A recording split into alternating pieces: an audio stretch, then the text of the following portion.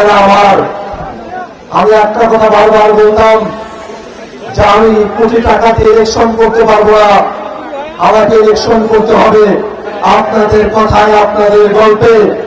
এবং আল্লাহ সেটা কবুল করে নিয়েছেন। এই পীরগাছার মা এবং বোনেরা, আমার পীরগাছার ভাই এবং বাপেরা, আপনারা এত গল্প করেছেন, আপনাদের গল্পে আল্লাহ আমাকে ইলেকশন পার করাইয়া দিয়েছে। আজকের দিনে একটা খোলা কথা, ইলেকশন পার হয়েছে, আমার হারাগাছের ভাইরা তারা এখনো পর্যন্ত ত্রাস সন্ত্রাস মুক্ত হতে পারে নাই। অত্যন্ত দুর্ভাগ্যের বিষয়, যখনই বিএনপি সরকার গঠন করবে এমন আভাস পেয়েছে, তখনই ওই হারাগাছে ভরসার সন্ত্রাসীরা এনসিপি এবং জামাতের কর্মীদের বাড়ি ঘরে তারা হামলা ভাঙচুর চালিয়েছে। কতজনের বাড়ি লুটপাট করেছে। 10 দিন পার হয়েছে, হারাগাছের মানুষেরা, শাপলাকলির কর্মীরা তাদের বাড়িতে আসতে পারে নাই।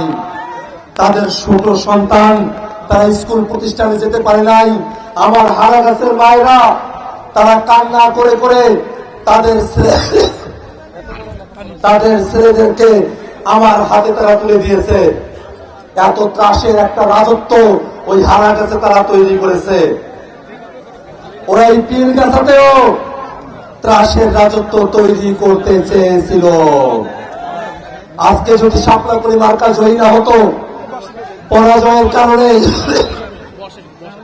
শাপলাকলি কর্মীকে ওই হারাগাছে যে নির্যাতন করা হয়েছে, ওই পীরগাছার শাপলাকলির কোন কর্মীর বাড়ি আজকে ধানের শীষ এখানে জয়ী হলে কোন বাড়ি তারা নিরাপদ থাকতো না।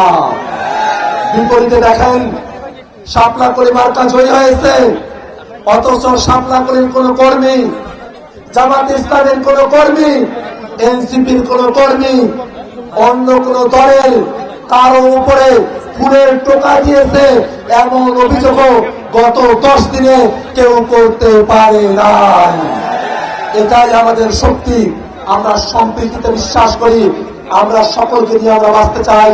এখানকার মুসলমান, এখানকার হিন্দু, কাউনিয়া পীরগাছার সকল জনতা, হিন্দু মুসলমান সকলকে নিয়ে আমরা সুন্দর একটা কাউনিয়া পীরগাছা আমরা করতে চাই। আমরা স্লোগান উঠাতে চাই, হিন্দু মুসলিম ভাই ভাই একসাথে বাঁচতে চাই। হিন্দু মুসলিম ভাই ভাই একসাথে বাঁচতে চাই। হিন্দু মুসলিম ভাই ভাই।